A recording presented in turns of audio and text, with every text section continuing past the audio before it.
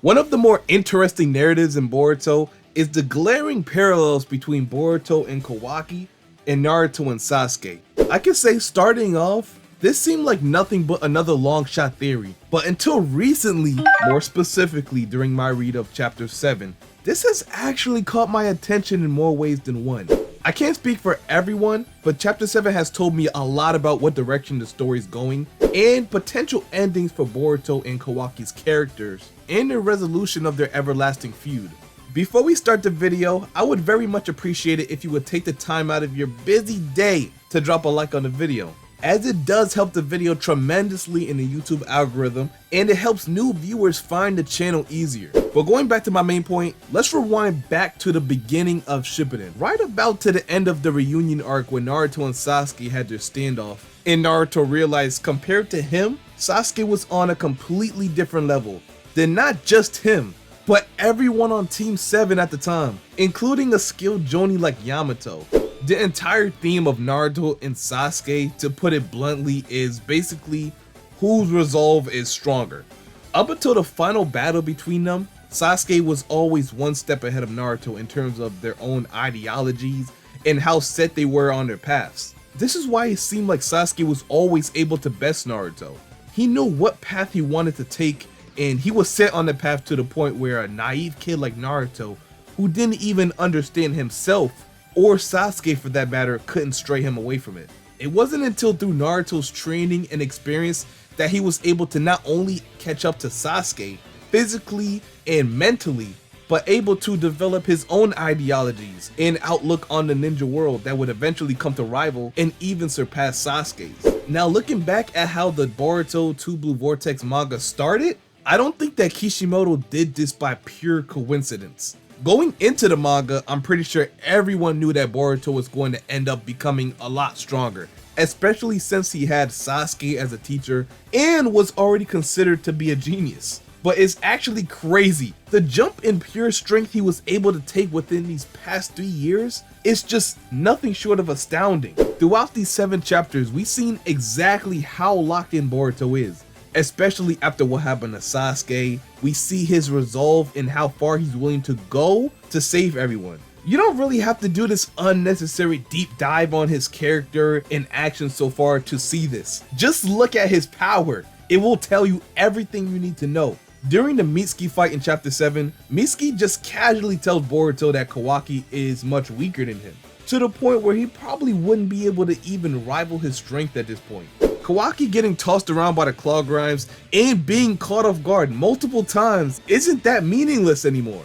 Kishimoto was trying to tell us something this whole time, and now it's blatantly clear. Not saying he's weak by any means, the claw grimes are pretty strong themselves and shouldn't be taken lightly. But all the videos on YouTube from your favorite creators that were calling Kawaki a fraud and saying this and that about him wasn't because they thought he was weak, but because they were comparing him to Boruto and how swiftly he handled the claw grimes in comparison to how Kawaki seemed to be struggling. To be fair though, like I said in my chapter 7 spoilers video, Mitsuki haven't really seen Kawaki in his Kawashiki form, so his full power capability should still be unknown to him, especially after this time skip. And of course Kawaki would never even think of fighting Boruto in base, not of fearing he would get destroyed, but because Boruto is an Otsutsuki, he would want to destroy them using their own powers, as he stated in chapter 4. But as for now, let's just take this statement literally. Let's just assume Kishimoto was trying to tell us that Kawaki is not stronger than Boruto whatsoever, just like how we expected. And this would of course mean he would have to acquire more strength, especially if he wants to accomplish his goal of unaliving Boruto and finally rid the world of Otsutsuki once and for all. It's no mystery now that Kawaki, who is supposed to mirror Naruto in this instance, is much weaker than Boruto, who's mirroring Sasuke at the beginning of the Shippuden time skip. And keep in mind that even though Boruto and Kawaki are similar to Naruto and Sasuke in this aspect, at the end of the day, they are still their own characters, and because of this, they won't take the same approach of getting stronger like them, and they'll still make their own decisions. So this probably means if Kawaki does get stronger throughout 2 Blue Vortex, it most likely won't be because he trains hard and never gives up, basically doing things the right way like Naruto, We all know Kawaki would do anything to reach his goals, and I mean anything. This was clear to us when he was willing to unalive his own brother and seal his adoptive father and mother in the Daikokuten dimension until the situation was taken care of. His whole body is considered a scientific ninja tool, right down to the cells. And then there's the karma that was placed onto him by Jigen and then later reinstated by Yamato. As someone who gains power artificially and embraces this fact, him gaining strength like Naruto did wouldn't really match his character all that well. Odds are, Kawaki probably didn't even train himself all that much at all throughout the time skip, probably getting most of his experience through hypothetical missions he was assigned. Which is kinda crazy because he does have access to a timeless dimension where he can train to his heart's content whenever he wants to. But yeah, let's say odds are he's been pretty lax ever since Boruto been exiled from the village. And it makes perfect sense that it's like this too. If Boruto was the only one that knew about the other looming threats like the Ten Tails issue and Code constantly looking for him, then all the more reason for Boruto to be miles ahead in terms of strength compared to literally anyone else. He's had no choice. Ever since Sasuke got turned into a Deku Tree, he's been on his own basically. Unlike Kawaki, Boruto has no comrades or anything to help him against the Code or any other kind of threat he may face in the future. But the question that needs to be asked here is, how can Kawaki get stronger? Like, what's a way for him to get stronger while keeping the theme of how Kawaki himself would want to get stronger? Let's say he at least needs to get the strength needed to overpower Boruto's resolve. And surprisingly enough, you'd actually be surprised to know how many potential routes Kishimoto can go about this. One route, and probably the most popular, is Kawaki somehow making the power of the Shinju his own through some form of like fusion / absorption. I'm pretty sure this has been a theory you heard a lot. Even before chapter 7 pretty much confirmed it, we all knew that Kawaki wouldn't be able to do much to Boruto as of right now. In the story right now, the Shinju are ready to make their move to Konoha, Jura specifically to look for Naruto. This means that Jura meeting Kawaki is pretty inevitable to say the least. If Konoha does win their battle against the Shinju, then it wouldn't be too far-fetched for Kawaki to claim the power of the Ten Tails for himself. The only thing that would be unclear is, would Kawaki gain their ability to evolve? But other than that, you pretty much can't deny that it would make him stronger. Me personally, I had the idea that Kawaki could potentially work together with the Shinju if it meant that he could finally take down Boruto. But thinking further, I couldn't really see a scenario where the Shinju, more specifically Jura, would just give up on pursuing Naruto just to team up with Kawaki, even if they do have similar end goals or just simply forge a pact with each other. If you don't want to believe it will go that way, either Kawaki absorbing the power of the Ten Tails or teaming up with the Shinju, I mean, you always have Code available. I mean, come on, at this point, what purpose does Code serve to the story anyway? Boruto single-handedly took Code out the series 3 chapters in.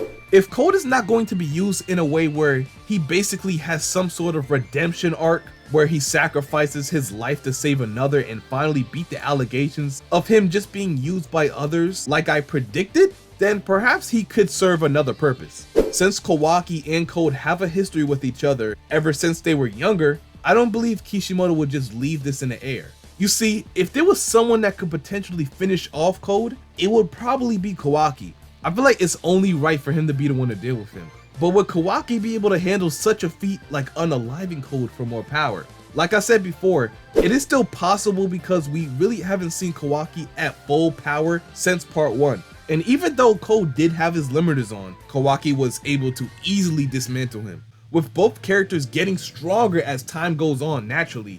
Even though Kawaki can't just outright low diff him like Boruto, it's still likely it could end up being a good fight. One thing that has caught my interest is just how similar Kawaki and Code's karma is. Kawaki's karma is said to possess all of Ishiki's abilities while still supplying him with all the physical amps the karma usually gives its user. Even though Code's karma doesn't have Ishiki's abilities or anything, it carries Ishiki's will in the form of raw power. Both karmas heavily associated with Ishiki Otsutsuki.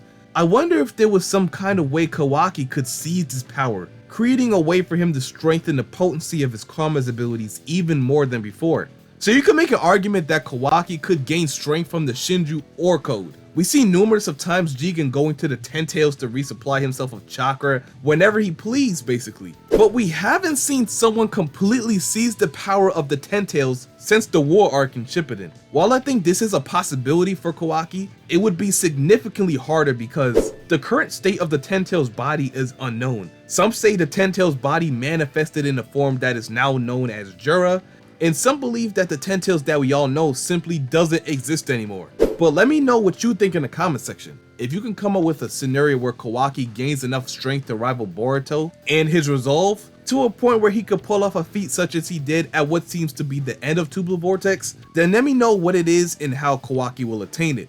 I appreciate the love and constant support you guys show the channel, and if you're new to the channel and enjoy videos like this, consider subscribing because we are very close to 4K subscribers and I would like to hit it by the end of February.